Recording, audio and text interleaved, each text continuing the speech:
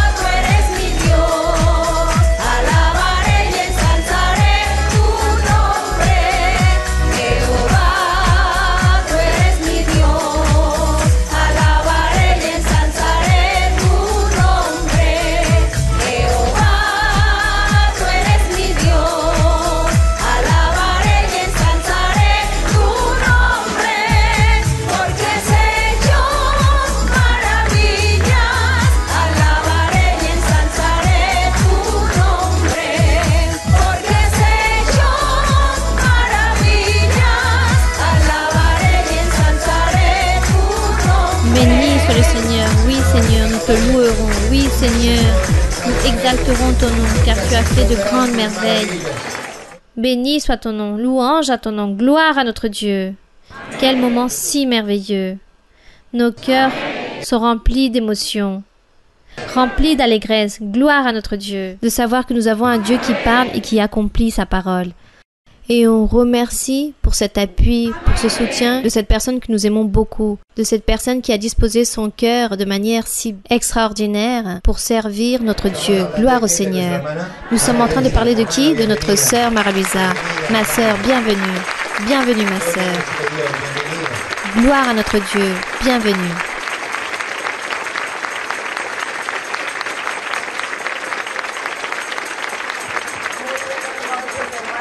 Bonsoir mes frères et sœurs, que Dieu vous bénisse. Je sais que vous tous, vous êtes très heureux, très joyeux, et surtout les frères et sœurs qui se réunissent ici, dans ce lieu. Des frères et sœurs qui se réunissent dans cet endroit, vous pouvez lever vos mains, ceux qui se réunissent bien. Donc vous êtes très heureux, n'est-ce pas? On remercie le Seigneur.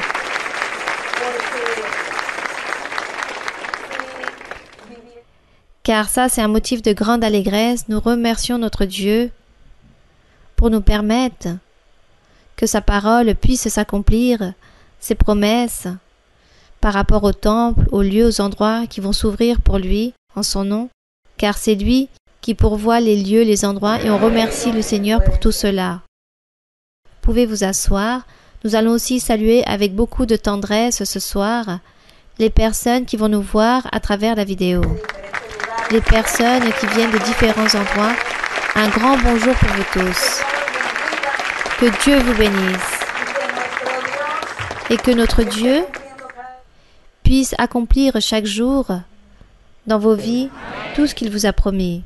C'est merveilleux de pouvoir écouter les témoignages de personnes qui viennent d'Afrique ou d'Asie, là-bas, qui sont très loin d'ici, de ce lieu. Et elles sont en train d'assister à l'église. Très peu sont en train d'assister.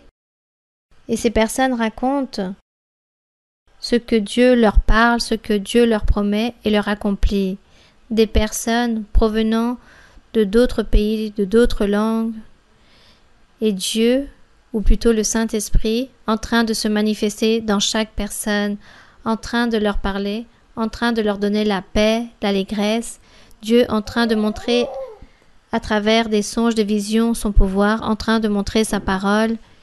Il y a peu de cela, on me racontait d'un jeune, d'un enfant, une personne qui a eu un rêve comme une révélation du Seigneur et que Dieu lui disait qu'il fallait qu'il lise le livre le plus important du monde.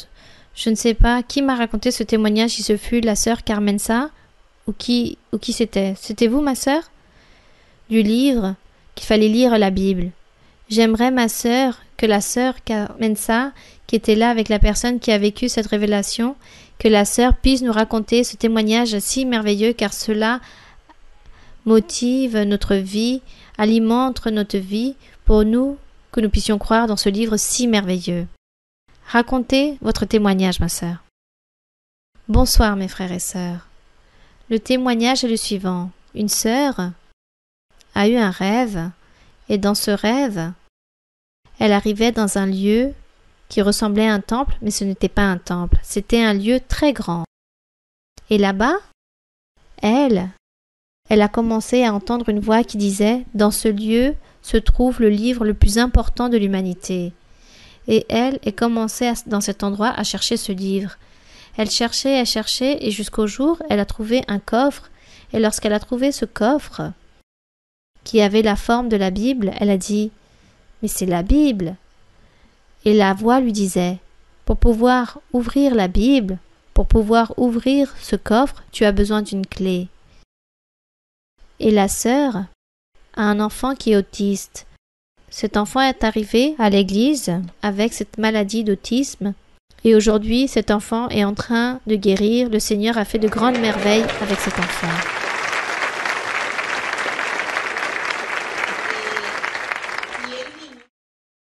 Et l'enfant apparaît dans son rêve et l'enfant s'est approché de sa mère dans son rêve avec une chaîne en or.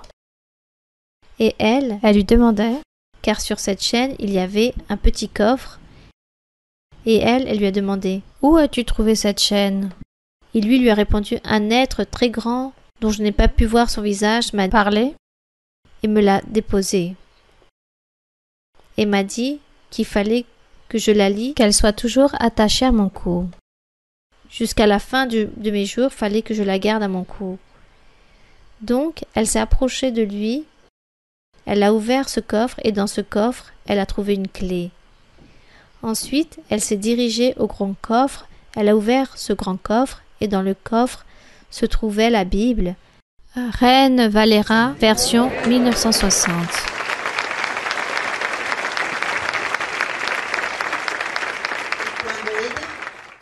Et lorsqu'elle a ouvert la Bible, elle a ouvert le coffre, et elle a trouvé cette Bible, elle a entendu une voix qui lui disait « Maintenant, va à Proverbe 3, chapitre 3, verset 3, et lis-le, et garde-le toujours dans ton cœur. Et moi, je vais vous lire qu'est-ce que dit Proverbe 3, selon la révélation du rêve où il disait qu'il fallait lire Proverbe 3, 3.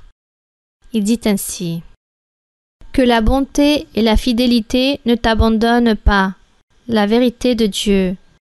Lis-les à ton cou, écris-les sur la table de ton cœur. » Que pensez-vous de ce rêve, de ce verset, mes frères et sœurs, que Dieu ait pu donner cette révélation à ce jeune en train d'avoir cette relation avec la Bible?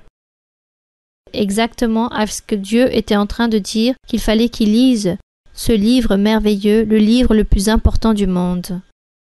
Et aussi en train de donner cette référence de la Reine Valera de 1960. Pourquoi je dis cela? Pourquoi cela me paraît un témoignage si beau, si merveilleux, une révélation de Dieu? Car aujourd'hui, beaucoup de Bibles sont en train d'apparaître dans diverses langues et le message, le sens que Dieu veut dire aux personnes a été dévié car ce message a été beaucoup modernisé. Et les personnes lisent et c'est comme s'ils étaient en train de lire un livre d'histoire ou n'importe quel livre de littérature. Et ici, le Seigneur en train de montrer que son langage, que ça soit un langage ancien, l'essence, cette essence que Dieu a voulu plasmer dans la Bible, c'est un langage que l'homme, au milieu de son langage ou de sa modernité ou de l'évolution de la langue, l'homme n'a pas pu traduire réellement ce sens. Nous remercions le Seigneur pour cette révélation et nous demandons au Seigneur que jamais il ne puisse permettre que cela ne change, car la révélation que la sœur Carmenza a oublié de raconter, car elle était un peu émue, et du coup elle a oublié de nous raconter un petit passage de ce rêve, car dans la révélation, Dieu disait que jamais dans la vie, il n'avait permis que ce livre puisse être ôté, que ce livre puisse disparaître, que jamais il avait permis cela et il ne le permettra jamais. Donc nous remercions notre Dieu, car ça, c'est un trésor.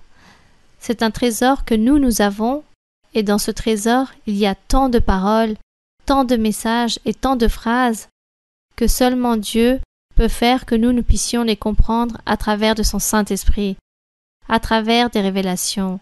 Du contraire, les personnes qui lisent vont trouver un livre de littérature très beau, livre d'histoire, mais cela n'est pas ainsi. Dieu est là, avec son mystère, avec ses secrets cachés, dans ce livre si merveilleux. Moi, j'ai toujours dit que ça, c'est le meilleur livre, le livre extraordinaire qui nous parle de Dieu, qui nous enseigne que Dieu existe. Et ici, par exemple, dans Marc, si vous voulez m'aider, dans Marc 16, 15, les promesses du Seigneur Jésus-Christ, avant de partir ou lorsqu'il était en train d'enseigner l'Évangile, Marc 16, 15, il dit ainsi, dans le verset 15, le Seigneur dit, aux apôtres, il leur dit, « Allez par tout le monde et prêchez la bonne nouvelle à toute la création, à tout homme, à toute femme. » Pourquoi le Seigneur a donné cet ordre si merveilleux de prêcher l'Évangile à tous les êtres humains? Car même le Seigneur Jésus-Christ, la parole de Dieu, a été prêchée uniquement au peuple d'Israël. Juste eux avaient le droit de recevoir la parole de Dieu. Et le Seigneur Jésus, ici, lorsqu'il est venu, il a accompli avec la loi de Moïse. Il a accompli avec toute cette parole. Et le Seigneur, c'est là lorsqu'il a fait cette alliance avec le Père en disant que lui, il allait commencer une nouvelle étape dans les êtres, que c'était l'évangile de Jésus-Christ. Et le Seigneur a laissé ici ses prodiges pour que nous puissions jamais douter de sa parole, pour que jamais nous puissions douter de l'existence de Jésus-Christ autant que Fils de Dieu, Jésus-Christ autant que cette partie de Dieu qui est devenu humain, qui est devenu homme. Et le Seigneur, dans sa promesse, lorsqu'il leur disait « Toutes les créatures, tous les êtres humains ont droit de recevoir ma parole, d'écouter ma parole. Ils ont le droit de profiter de toutes mes choses. » Il dit « Celui qui croira et sera baptisé sera sauvé, mais celui qui ne croira pas sera condamné. » Ainsi a dit le Seigneur. Il a dit « Voici les miracles qui accompagneront ceux qui auront cru en ces prodiges. En mon nom, ils chasseront les démons, ils parleront de nouvelles langues. Ils saisiront des serpents, s'ils boivent quelque breuvage mortel, il ne leur fera point de mal. Ils imposeront les mains aux malades et les malades seront guéris. » Toutes ces promesses, nous les avons vues accomplies jusqu'au jour d'aujourd'hui. Tout cela s'est accompli et continuera à s'accomplir. Et chaque jour, Dieu est en train de se manifester de cette façon. C'est pour cela que nous ne pouvons pas douter de l'existence ou de la préexistence de notre Seigneur Jésus-Christ. Si lui, il aurait été un homme comme quiconque, il aurait parlé, et jamais de cela se serait accompli de ses évangiles, de ses paroles, de ses promesses que lui, il a réalisées, de tous ses enseignements. C'est pour cela que nous, aujourd'hui, nous sommes en train de vivre ces promesses que le Seigneur Jésus a réalisées pour que nous puissions croire en lui, pour que nous puissions continuer à suivre cet évangile qui nous a laissé, où il nous enseigne à vénérer notre Dieu, à aimer Dieu, à l'honorer, à le glorifier et à faire sa volonté. et nous sentons très fiers de cette parole. Nous nous sentons vraiment très fiers d'être ici, étant ici et observés et contemplés par notre Dieu éternel. Lui, il est en train de nous surveiller, il est en train de nous regarder, et lui, il est en train de voir en nous que nous voulons faire sa volonté, nous voulons le suivre et nous voulons faire que sa parole et accomplir ses commandements et aussi prêcher. Et c'est ainsi comme le Seigneur, lorsqu'il a réalisé cette promesse merveilleuse, il y a 50 ans, il nous disait « Comme vous êtes en train de chercher des choses spirituelles, je vais vous donner des choses spirituelles. » Donc, va se lever une église très grande dans le monde entier. Et cela fut ainsi, car nous aujourd'hui, nous avons dans beaucoup de pays, l'église existe, elle est là, même s'il y en a peu, l'église est là, Dieu est en train de se manifester, Dieu est en train de parler et en train de promettre, en train de réaliser des miracles, en train de guérir les personnes, comme ont été ses promesses ici avec le prophète Isaïe, lorsqu'il parlait du Seigneur Jésus-Christ, lorsqu'il parlait de ce temps qu'il allait se manifester, toutes les choses qui allaient arriver. C'est pour cela que nous nous sentons très fiers, car nous voyons les prodiges de Dieu en train de s'accomplir. Et nous ne sommes pas trompés. Nous ne sentons pas trompés, car nous sentons Dieu avec nous. Ça, c'est ce qu'il y a de plus beau. Nous donnons l'honneur et la gloire à notre Dieu. Donc maintenant, nous allons donc débuter avec les questions de ce soir. Oui, ma sœur. Bonsoir, ma sœur Marie-Lusa. C'est un privilège pour moi d'être face à vous. Si vous me le permettez, j'ai 2 questions très courtes aussi. Dans Éphésiens 2, 22, je peux lire? Oui, ma sœur. Éphésiens 2, 22. Oui? En lui, vous êtes aussi édifiés pour être une habitation de Dieu en esprit. Ma sœur Marie-Lusa, récemment, vous nous avez enseigné à travers une vidéo que nous devons chercher que notre cœur puisse être une habitation de Dieu. Car lorsque l'Esprit de Dieu habite dans notre cœur, il n'y a plus de péché. Ma question est la suivante. Lorsqu'une personne reçoit les dons spirituels, travaille les dons spirituels au milieu de l'assemblée, cela ne veut pas dire que cette personne a obligatoirement Dieu qui demeure dans son cœur. Ma question est, une personne qui n'a pas reçu le baptême avec le Saint-Esprit peut faire que l'Esprit de Dieu habite en elle? Oui, c'est possible. Il y a des personnes qui n'ont pas reçu le baptême avec le Saint-Esprit ou les dons spirituels, mais Dieu habite déjà dans leur cœur car cette personne peut donner un bon témoignage, ou cette personne ne commet pas de péché, obéit à Dieu et est en attente de recevoir les choses spirituelles. Donc, lorsque dans le cœur d'un homme ou d'une femme, Dieu y habite, cette personne ne pêche pas. Mais si la personne commence à commettre des péchés, pensez-vous réellement la propre conscience ne va pas dire « Comment vais-je croire que Dieu est en train d'habiter dans mon cœur si je suis en train de réaliser tant d'iniquités ?» Non, notre conscience nous enseigne. Dans la Bible, on enseigne que les enfants de Dieu ne pratiquent pas le péché, que les fils de Dieu ont Dieu dans leur cœur, Dieu habite dans leur cœur.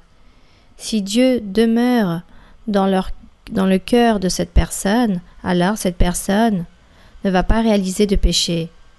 Maintenant que nous ne comprenons pas lorsque Dieu dit qu'il habite dans le cœur de l'homme, nous ne savons pas s'il est là constamment ou c'est par moments que Dieu vient habiter dans le cœur. Mais de toute façon, cette personne ne pratique plus le péché car elle a Dieu, car elle s'est convertie en un enfant de Dieu. Voilà ce que nous sommes ici en train de chercher, que nous puissions être ces enfants de Dieu. Et être enfants de Dieu, c'est ceux qui ne pratiquent plus le péché. Pourquoi ils ne le pratiquent plus? Car si Dieu habite dans le cœur de la personne, alors cette personne n'a plus d'appétit pour le péché. Dieu lui a ôté toute cette tendance au péché, Dieu enlève tout cela. Et la personne observe le péché, elle le voit, elle voit que les personnes réalisent tellement de choses, mais cela n'habite plus à l'intérieur de son être pour pouvoir pratiquer toutes ces choses. Voilà ce que nous luttons pour que notre cœur puisse être pur. Rappelons-nous qu'ici la Bible a beaucoup de versets où Dieu enseigne que nous devons avoir un cœur pur. Lorsqu'il demande « Et qui habitera dans mon tabernacle? Qui sera sur cette montagne sainte ?» Celui qui a un cœur pur. Et celui qui a un cœur pur, c'est qui? C'est celui qui dans son cœur il n'y a pas de péché. Et lorsqu'il dit que Dieu va demeurer avec eux, alors cela sera ainsi. Mais je pense que peut-être ça soit par moment que Dieu habite, ou peut-être ça peut être constant. Le sujet est que cette personne n'a plus le péché à l'intérieur de son être, car Dieu lui a enlevé cela, l'a purifié, Dieu l'a perfectionné et Dieu aide la personne. Pourquoi Dieu aide une personne? Parce que la personne se dispose pour Dieu. Parce que lorsque la personne aime Dieu, elle ne veut pas offenser Dieu. Et elle se dispose pour lui et elle demande à Dieu que Dieu puisse l'aider et cette personne se soumet. Elle se soumet à faire la volonté de Dieu. Elle aime Dieu tellement qu'elle abandonne toutes les choses pour pouvoir suivre le Seigneur. Ce n'est pas qu'à un certain moment de preuve ou d'affliction, alors cette personne va s'affaiblir et va dire « je ne reviens plus à l'église ». Si une personne réfléchit ainsi, alors elle n'a encore pas eu Dieu dans son cœur. Parce que Dieu dans son cœur est ferme, cette personne est ferme et fidèle à Dieu et continue vers l'avant. Bon, il existe tellement de choses, tellement de mystères qu'encore aujourd'hui nous ne comprenons pas très bien, car Dieu peut-être ne nous explique pas en détail. Mais ce que nous devons faire, c'est croire ce qu'il dit. Si lui, il dit que je vais habiter dans vos cœurs, alors il faut croire que cela sera ainsi. Comment? Nous ne savons pas. Quand? Nous ne savons pas non plus. Le sujet est que nous expérimentons ce changement de vie. Que maintenant, nous ne sommes plus ce que nous étions avant, que nous avons changé. Qu'est-ce qui s'est passé? Ah, peut-être Dieu est venu dans ma vie, Dieu est venu dans mon cœur et il est en train de me changer. Il m'a changé, il continuera à me changer. Donc moi, j'aspire à être un enfant de Dieu, celui qui ne pratique pas le péché. C'est cela. Bien, continuons. Ma sœur, ma deuxième question a une relation avec lorsque nous nous présentons devant la présence du Seigneur. Lorsque notre cœur spirituel, vous nous avez enseigné, nous arrivons avec nos œuvres et nous arrivons avec nos âmes que nous avons gagnées pour le Seigneur. Ma question est, dans une étude biblique, vous nous avez enseigné que lorsque nous arrivons à la présence du Seigneur, nous allons dire « Seigneur, me voici. J'ai gagné 400 âmes pour toi, mon Seigneur. Comment puis-je savoir que j'ai gagné une âme au moins pour le Seigneur, sachant avec notre témoignage, avec la prédication de la parole, nous sommes en train de gagner des âmes pour le Seigneur. Mais réellement, comment puis-je savoir si j'ai gagné au moins une âme pour le Seigneur? Bon, ne nous inquiétons pas pour savoir combien d'âmes nous avons gagnées ou de quelle façon. Parfois, les personnes, les frères ou les sœurs, avec juste le fait d'assister à l'église, gagnent des âmes pour le Seigneur. Car il y a des personnes qui viennent à l'église, qui sont constants pour chercher les choses de Dieu. Elles viennent à l'église à tout instant. Et les autres personnes, disons, qui ne viennent pas souvent, ou qui ne croient pas assez, ou qui se démotivent très rapidement, ou s'attristent à cause des problèmes, des afflictions, voient cette sœur ou ce frère en train de prier constamment avec cette ferveur, avec cette allégresse, avec cette motivation, fait que cette personne aussi puisse s'enthousiasmer et se motiver à venir. Car cette personne va dire « J'admire ce frère, cette sœur, elle est toujours là avec cette joie, avec cette allégresse, toujours en train de chercher le Seigneur, elle a les dons spirituels, elle lit la Bible. Non, quelle allégresse !» Alors, cette personne nous remplit d'allégresse, de joie. Et là, cette personne est en train de gagner des âmes pour le Seigneur sans s'en rendre compte. Car juste avec la présence de cette même personne fait que la personne qui est en face est heureux de voir cette personne, car cette personne dira « Je suis heureux de voir comment cette personne cherche les choses de Dieu. » Donc cela fait que la personne va dire « Moi aussi je vais faire la même chose car j'admire ce frère ou cette sœur. » Donc juste avec l'assistance dans l'église, on gagne des âmes pour le Seigneur. Avec le témoignage dans la maison, dans le foyer, avec la famille, avec les amitiés, dans le travail, dans les études, dans l'entreprise, partout, le témoignage aussi fait que les personnes viennent à l'église, que les personnes cherchent et que les personnes se convertissent à Dieu. Là, on est en train de gagner des âmes pour le Seigneur et on ne se rend même pas compte de quelle façon. Ça, c'est le travail de tous. Donc Dieu va voir le travail de tous. C'est pour cela que l'apôtre Paul disait que dans la construction de l'édifice, qui est l'Église, il dit « Certains édifient avec des choses matérielles, d'autres viennent et édifient sur du foin. » Donc il dit que chacun bâtit sur un fondement selon ce qu'il a choisi comme matériel, et s'il y a un incendie, alors cet édifice brûlera. C'est pourquoi il dit « Celui qui était ferme sur des pierres précieuses restera, mais celui qui était sur du foin se perdra. » C'est-à-dire les personnes, les mauvais témoignages. Si vous parlez aux personnes, vous apportez les personnes, vous les invitez à l'église et vous-même, vous ne continuez pas, vous n'êtes pas constant et vous partez, quel est l'exemple que vous avez laissé à cette personne que vous aviez invitée?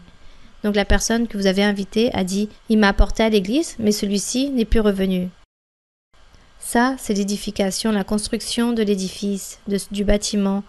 Nous-mêmes, nous sommes en train de bâtir ce bâtiment. Avec quoi? Avec notre foi, avec notre enthousiasme, avec l'allégresse, avec la louange à Dieu, avec la recherche vers les choses de Dieu, l'existence, la participation, la lecture de la Bible. Tout cela, nous sommes en train de construire cet édifice. Donc, que tous nos matériaux puissent être fermes, qu'il ne s'agisse pas de bottes de foin, mais que cela soit solide, ma constance, ma fidélité devant Dieu, le fait de suivre et de servir le Seigneur. Donc combien de personnes vont être sauvées en train de chercher le Seigneur lorsqu'ils voient mon exemple, lorsqu'ils voient ma fidélité, mon témoignage, c'est cela. Donc là, nous sommes en train de gagner des âmes, car nous sommes en train de travailler tous ensemble d'une manière ou d'une autre. Donc, ne croyez-vous pas que nous aussi, on se rend très heureux lorsqu'on voit une personne qui est constante de cette manière, comme la personne cherche Dieu, cela est admirable. Et cela fait que moi aussi, je peux être motivée pour vouloir faire la même chose. J'adore cette personne comme elle cherche les choses de Dieu et moi aussi je veux faire la même chose. Tout cela, Dieu le voit. Dieu voit tout cela. Donc d'une manière ou d'une autre, nous sommes en train de gagner des âmes pour le Seigneur, en train de travailler et de lui servir. Et les dons spirituels, raison de plus. Lorsque le Seigneur donne les dons spirituels, il faut travailler ces dons spirituels ou sinon, le Seigneur commence à dire où est le travail ou le résultat que vous avez eu par rapport au don que Dieu vous a donné. S'il vous donne le don d'imposer les mains ou le don de prophétie, vous n'imposez jamais les mains ou vous ne donnez pas la prophétie, alors un jour Dieu va vous réclamer cela. Bien, continuons. Bonsoir mes frères et sœurs. Avant toute chose, je veux remercier le Seigneur pour nous visiter, pour être aujourd'hui avec nous. C'est vraiment quelque chose de très spécial aujourd'hui que nous vivons avec l'ouverture de l'Église et avec votre présence, ma sœur. Je veux remercier tous ceux qui ont été ici dans cette Église, le frère Fernando pour sa dédication par rapport à nous tous. Lui, il fut cet exemple pour nous tous ici présents. Lui, il a été notre exemple. Sa dédication, ses efforts, car c'était difficile pour certains frères et sœurs qui vivent loin. Ça a été très difficile pour venir à l'église. Et lui, avec son exemple, il nous a démontré cet amour envers Dieu. Mais surtout, avant toute chose, vous remercier, ma sœur, car rien de cela pourrait être possible sans votre propre dédication au Seigneur, votre amour envers le Seigneur. Ma sœur, je souhaite vous remercier au nom de tous les frères et sœurs de Miami Beach et de North Village, que nous sommes très heureux, et vous êtes notre plus grand exemple et notre lumière.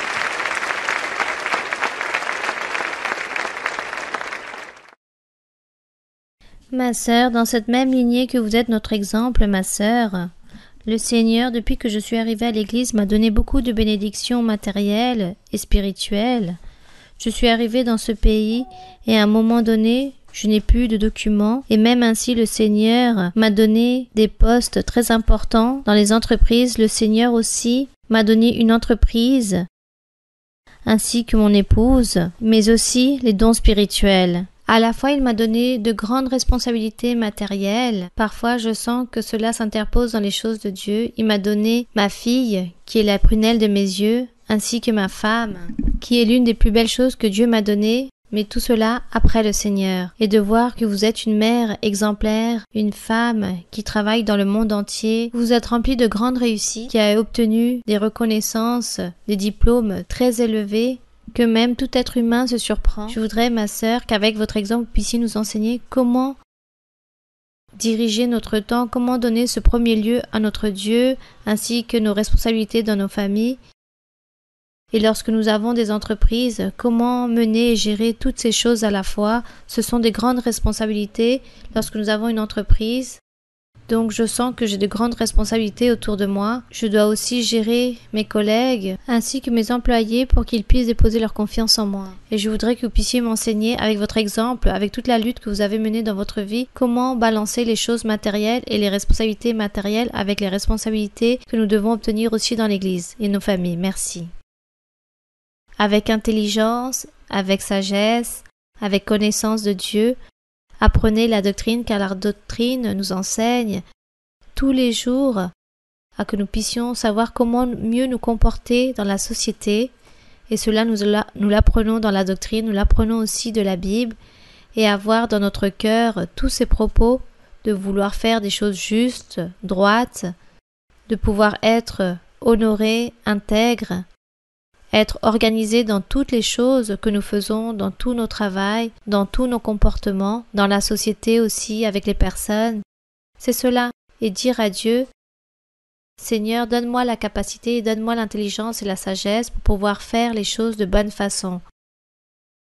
Et que tout cela aussi puisse te plaire et que les personnes qui m'entourent puissent être conformes et peuvent se plaire avec mon travail, avec ma manière d'être, avec mon comportement. Et la manière comment je traite les personnes, donne-moi la sagesse, Seigneur. Toujours en train de prier et demander à Dieu que lorsque nous voulons faire des bonnes choses, Dieu nous aide. Si dans votre cœur il y a cette envie de faire le bien, Dieu vous aidera pour continuer vers l'avant. Il vous aidera dans ce chemin et vous allez triompher dans votre vie. Car ça, c'est quelque chose de méditer. La doctrine est là, les valeurs, l'éducation, la crainte à Dieu, l'amour à Dieu, valoriser les personnes, c'est cela. Tout cela englobe toutes ces choses pour que nous puissions bien faire les choses. Et que nos cœurs, il n'y ait pas de malice, qu'il n'y ait pas d'ambition, qu'il n'y ait pas de la malhonnêteté, bien au contraire. Que tout soit droit, qu'il y ait de la droiture et tout ce que nous faisons, que nous puissions le faire dans le plan de plaire à Dieu avant toute chose. Et lorsque Dieu voit notre attention et voit que c'est ce que nous ressentons et ce que nous voulons faire et nous le faisons, Dieu nous aide, il nous bénit pour que tout soit parfait. C'est cela. Continuez vers l'avant. Continuons, car dans ce chemin, nous allons apprendre beaucoup de choses. Bien. Oui, ma sœur. Bonsoir, ma sœur Marie-Louisa. Je suis nouvelle dans cette église. J'ai à peine 3 mois. Et je ne voulais pas laisser passer cette opportunité sans vous remercier, car moi, ma vie a changé énormément. Ceux peut-être qui ont déjà écouté mon témoignage, on peut dire qu'à 300%, ma vie a changé. Je suis née à nouveau, mon mariage est né à nouveau. Il a été complètement transformé. Je suis venue avec mon époux. Il n'est pas venu aujourd'hui, nous venons constamment, mais il ne savait pas que vous veniez aujourd'hui. Et Dieu a transformé mon époux, Dieu m'a transformé aussi, et moi je veux vous remercier avec tout mon cœur. Tout ce que vous avez fait ainsi que toute l'Église, car moi aujourd'hui je vis mais alors très bien. Je voudrais donc vous poser 2 questions très courtes. La première, quelle est la perspective qu'il y a dans l'Église par rapport à la contraception, car Dieu m'a déjà dit plusieurs fois en prophétie que lui c'est le seul qui donne et ôte la vie. Donc je voudrais savoir par rapport à cette planification familiale et les personnes qui utilisent des méthodes de contraception et tout cela. Et la deuxième question, Dieu m'avait dit qu'il allait guérir un organe qui est basiquement, moi j'entends pas de cette oreille, et vraiment, c'est quelque chose d'incroyable, car maintenant j'ai l'impression d'entendre, et je voudrais savoir si je dois me faire un suivi dans l'imposition des mains, je ne sais pas vraiment comment cela se passe, et Dieu m'avait dit que très promptement, il allait me libérer à travers de sa servante bien-aimée. C'est pourquoi aujourd'hui je suis là, debout, rempli de foi, sachant qu'aujourd'hui je ne sortirai pas de cette église.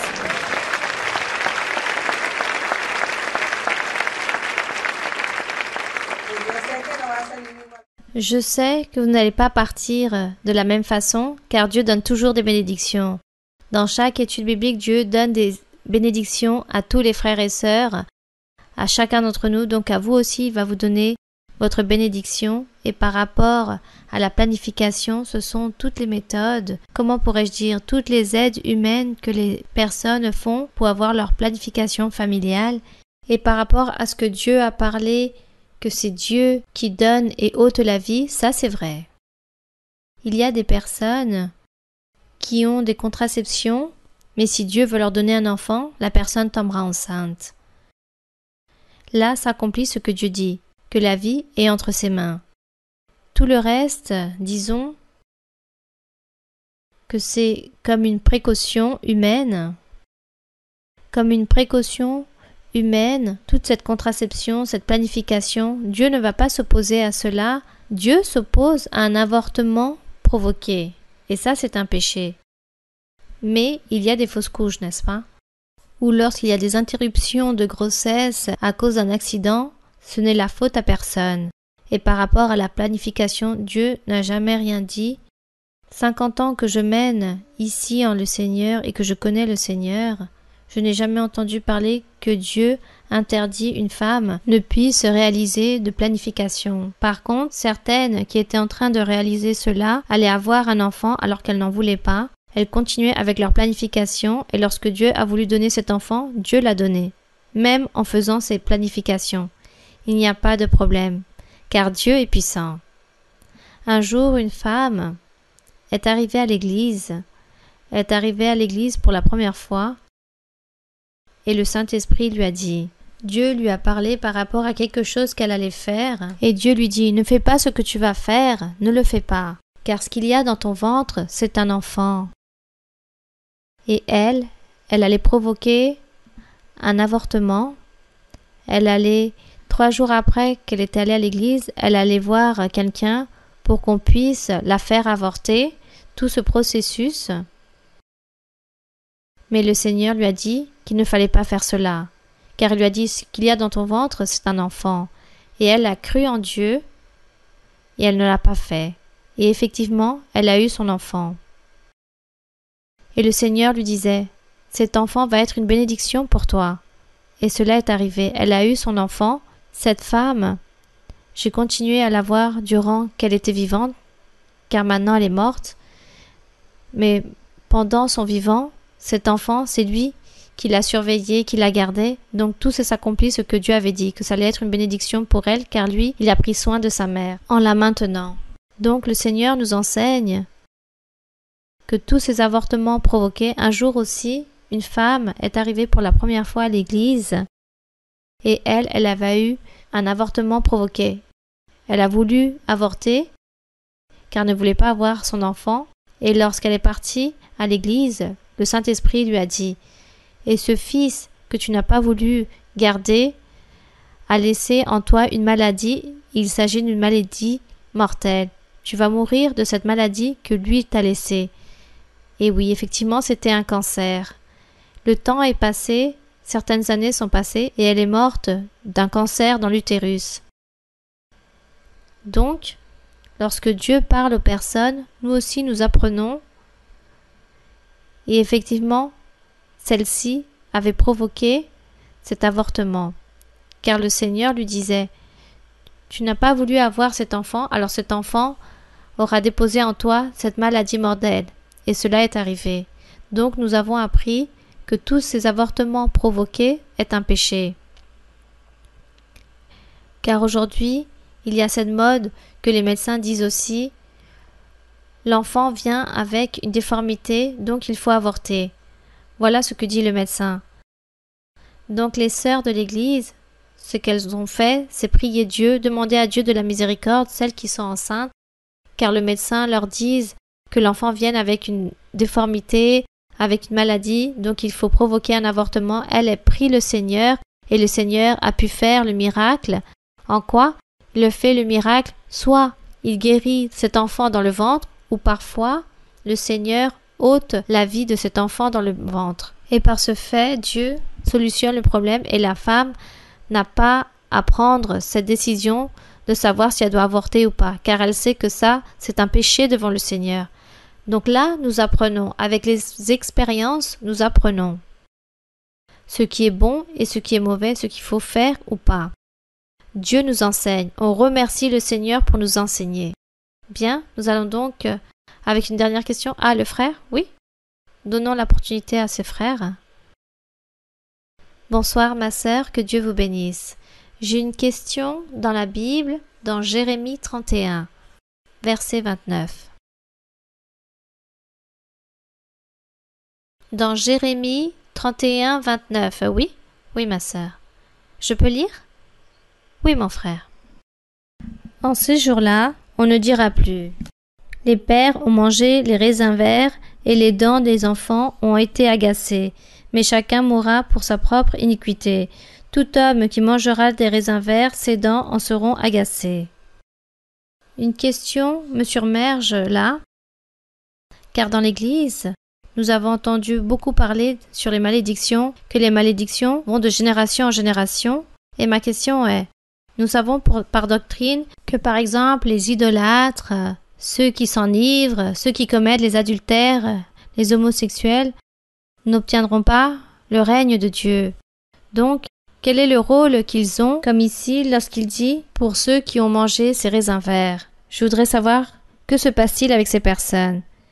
Donc ici, dans Jérémie 31, dans le verset 27, où il dit « Voici les jours viennent, c'est-à-dire le futur, dit l'Éternel, où j'ensemencerai la maison d'Israël et la maison de Juda d'une semence d'hommes et d'une semence de bêtes. » Donc ici, il est en train de parler de la venue du Seigneur Jésus-Christ. Mes frères et sœurs, vous êtes dans Jérémie 31, 27? Bien. Donc il dit, le Seigneur parlait pour le futur qu'il allait semer. Dans la maison d'Israël, il dit d'une semence d'hommes et d'une semence de bêtes. Lorsqu'il parlait des hommes, il se référait au Seigneur Jésus-Christ car lui il disait que c'était le Fils de l'homme. Cette semence de bêtes, c'est le même être humain. Nous, les êtres humains, ce qui est la matière, autant qu'humains, on dit que nous sommes des animaux. Non? On dit que nous sommes des animaux rationnels. Et ici, lorsqu'il dit qu'il parle de cette semence d'homme, il parle de l'enfant de Dieu. Et la semence de bête, c'est que nous allons devenir humains et que nous allions nous comporter comme un humain, comme Dieu l'a fait.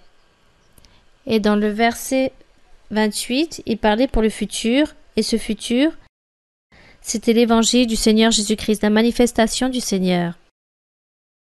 Donc le verset 28 dit « Et comme j'ai veillé sur eux pour arracher, abattre, détruire, ruiner et faire du mal, ainsi je veillerai sur eux pour bâtir et pour planter, dit l'Éternel. » Donc il dit, comme Dieu a détruit, a châtié les Israélites, il a châtié le peuple d'Israël, de cette même façon Dieu allait ensuite édifier, bâtir et planter et bénir l'Israël spirituel. Et cet Israël spirituel allait être formé par l'évangile du Seigneur Jésus-Christ. C'est lui qui a réalisé ce travail de former et d'établir son peuple nouveau. Et c'est pour cela qu'il dit, en ces jours-là, nous sommes cet Israël spirituel. Nous sommes, dans le sens spirituel et symbolique, les Israélites. Non plus ceux qui étaient physiques, mais dans le sens spirituel, car Jésus-Christ, avec son évangile, il a fait ce miracle. Lui, il a planté, il a édifié, il a bâti à nouveau un peuple. Et dans le verset 29, il dit « En ces jours-là, lorsque se prêchera l'évangile, il se référait à l'évangile du Seigneur. En ces jours-là, on ne dira plus « Les pères ont mangé les raisins verts », c'est-à-dire les pères ont péché et les dents des enfants ont été agacées. Les enfants sont en train de payer les conséquences du péché de leur père. Il dit que cela n'allait plus arriver. Ici, il parlait de manière métaphorique.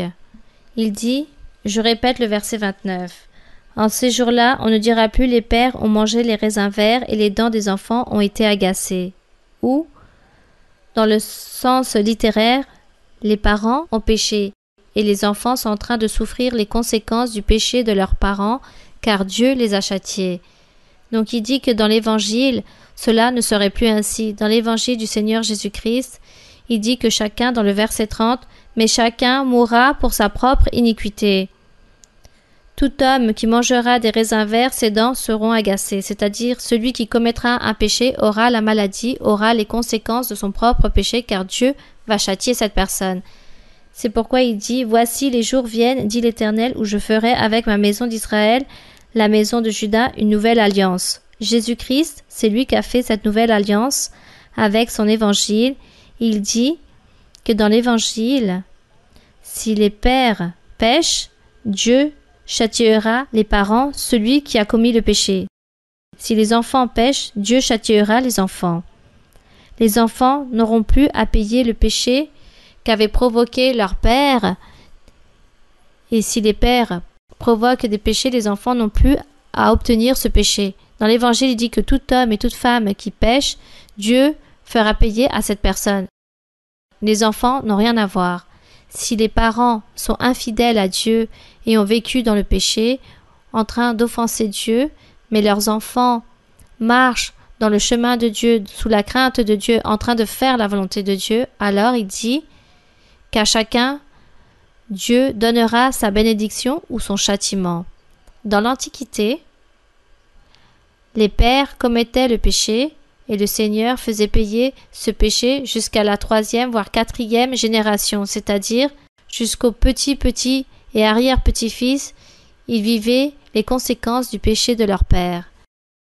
Et si eux, ces petits-petits-enfants, se convertissaient ensuite en tant que parents, et eux commettaient un péché, alors Dieu châtiait aussi jusqu'à la 3e et 4e génération de ces nouveaux parents qui étaient devenus ses arrière-arrière-petits-fils, et ainsi de suite, jusqu'au jour où cela se convertit en des malédictions. Ça, c'était les malédictions que Dieu avait dit qu'il allait leur envoyer, que cela allait être un châtiment à cause de leur péché. Et comme toutes les générations passaient et les générations péchaient, et celles qui suivaient ainsi de suite continuaient à pécher, alors tout cela s'est converti en des malédictions et en un châtiment de Dieu jusqu'au jour où vient le Seigneur Jésus-Christ. Et le Seigneur Jésus-Christ, il dit non, repentissez-vous, je vais vous pardonner tous les péchés que vous avez commis dans votre vie passée, et à partir de maintenant, il s'agit d'une vie nouvelle, convertissez-vous, croyez en moi, car moi je vous ai pardonné, à partir de maintenant, c'est moi qui vais vous aider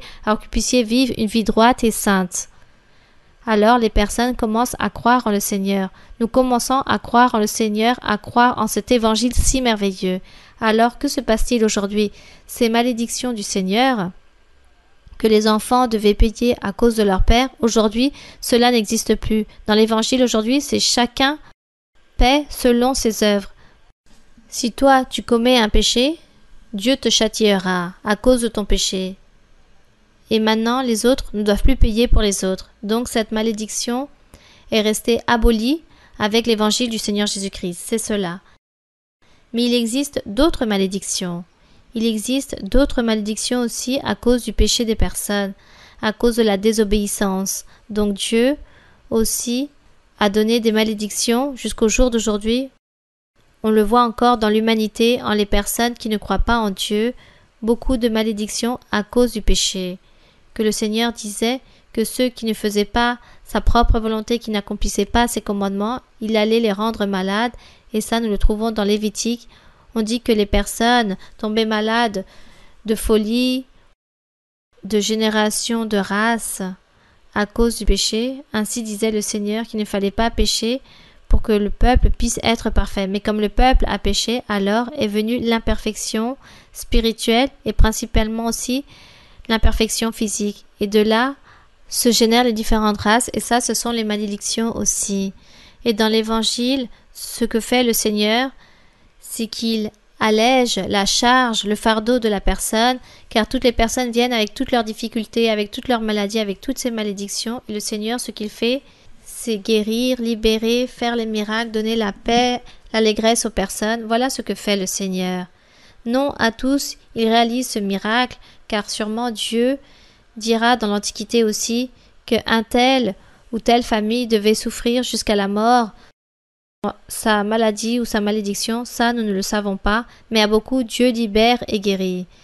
Et chacun d'entre nous, nous disons, bon, je ne vais pas penser que je vais charger cette malédiction et continuer avec cela, je vais demander à Dieu, car ça c'est mon espérance, que peut-être un jour Dieu fera un miracle dans ma vie. Nous disons tous la même chose. Donc, il existe aussi d'autres malédictions, comme les sorcelleries et les envoûtements. Les personnes dans l'humanité cherchent toujours le diable, les spiritismes, les sorciers, les voyants, pour pouvoir réaliser des sorcelleries aux personnes, pour pouvoir aussi faire des malédictions aux autres. Le diable aussi a fait cela.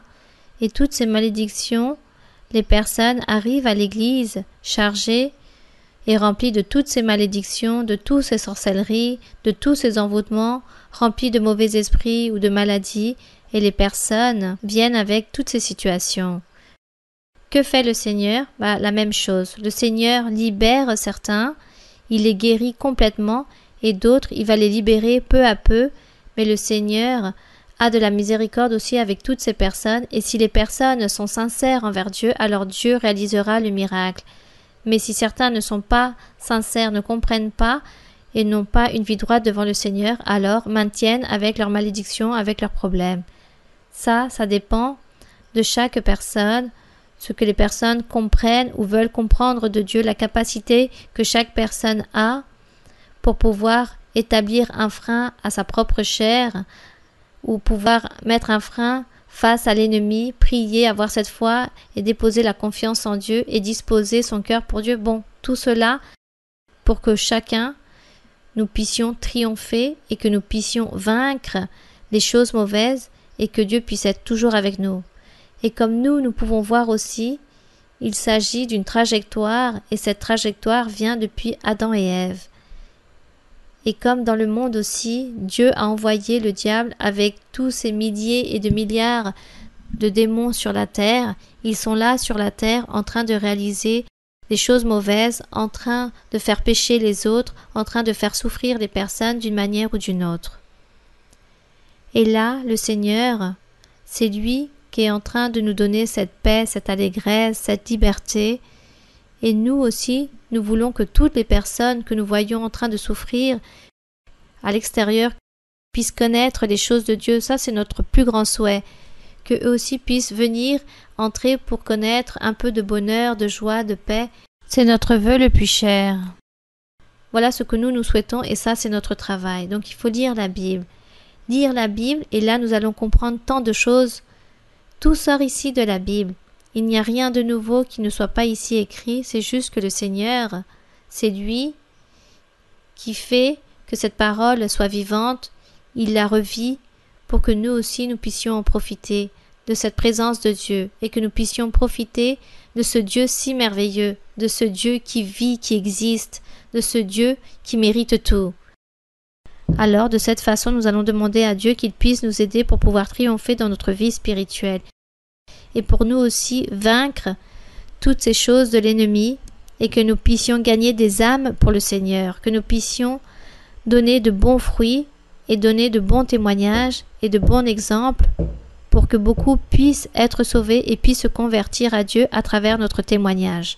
Voilà ce que nous voulons et nous allons demander au Seigneur qu'il puisse nous bénir, qu'il puisse nous aider, qu'il puisse nous donner les capacités, qu'il nous puisse nous donner l'intelligence, la sagesse pour pouvoir lui accomplir comme il le mérite. Que le Seigneur puisse nous enseigner. Chantons tout d'abord au Seigneur un cantique. Où se trouve la musique? Ah, elle est très loin. Chantons un cantique au Seigneur. Chantons-lui le 132. Quelle merveille que Christ m'ait trouvé. Je pense que c'est le 132. Le 139. Chantons au Seigneur ce cantique et nous allons prier le Seigneur, prier notre Dieu.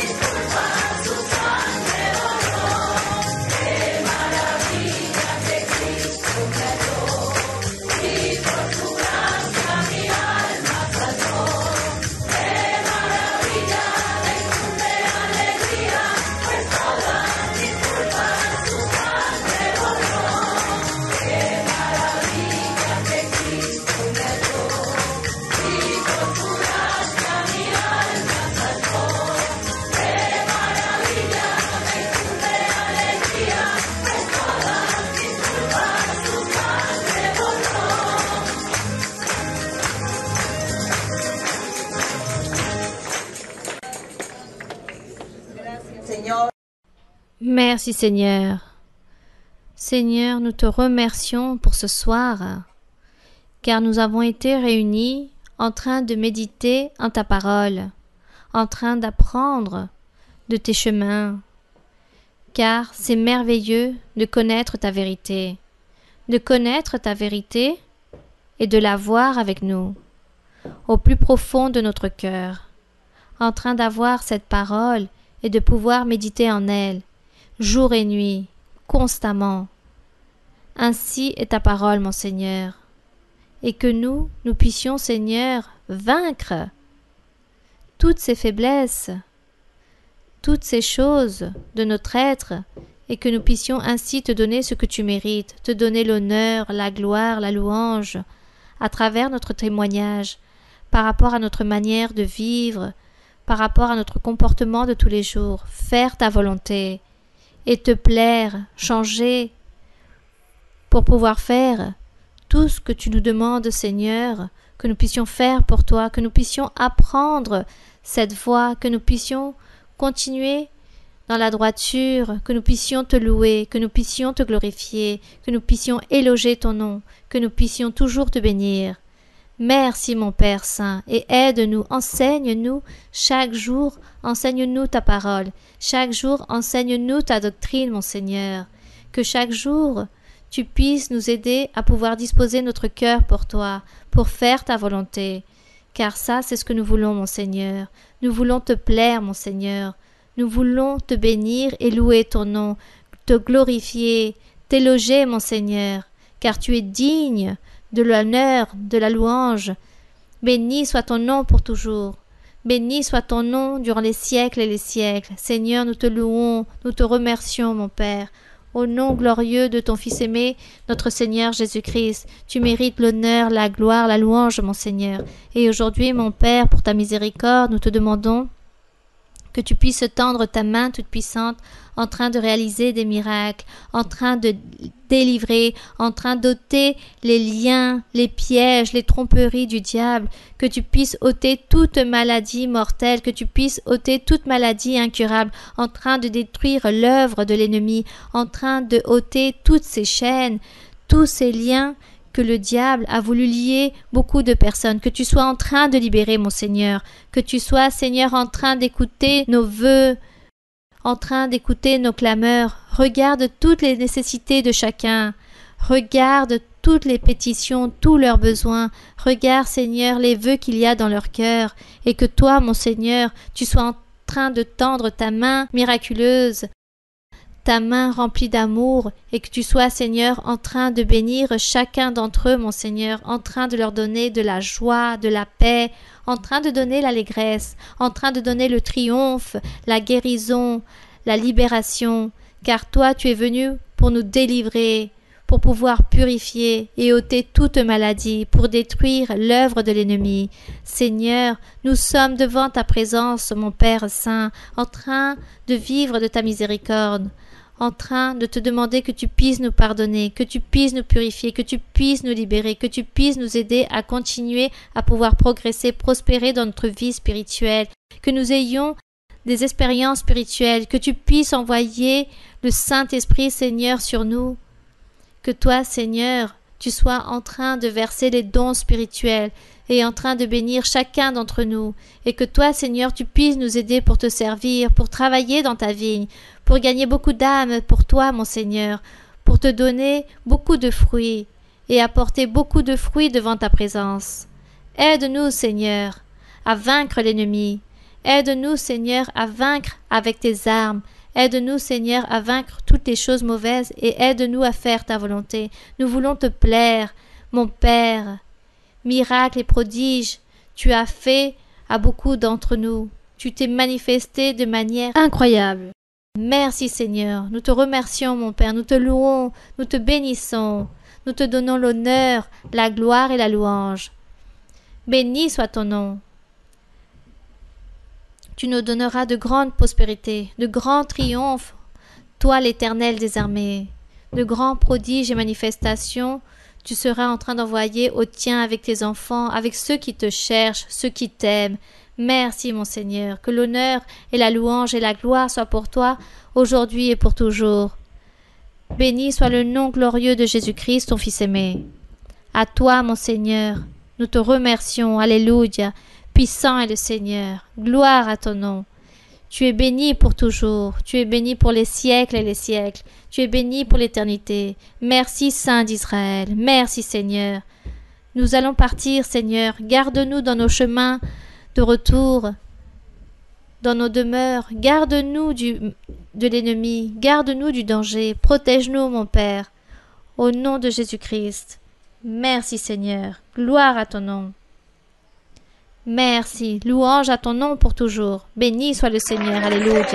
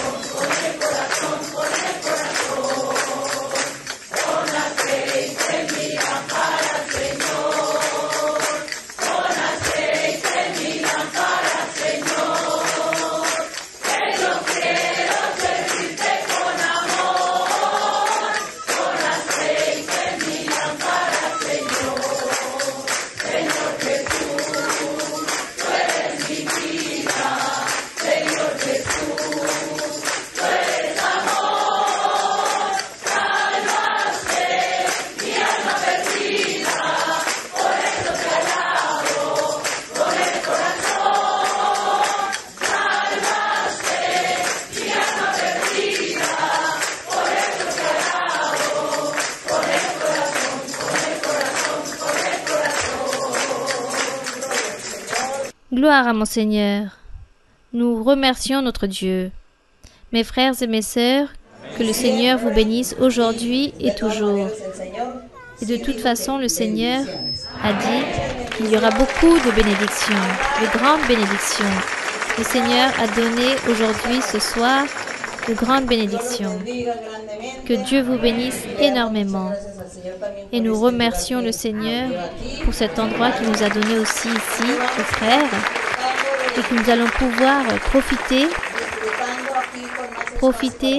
qu'il y aura plus d'espace pour chercher les dons spirituels, pour chercher le don avec le Saint-Esprit. Donc on remercie le Seigneur car il donne ces endroits pour le louer, pour le glorifier. Merci beaucoup et que Dieu vous bénisse. Que Dieu vous bénisse.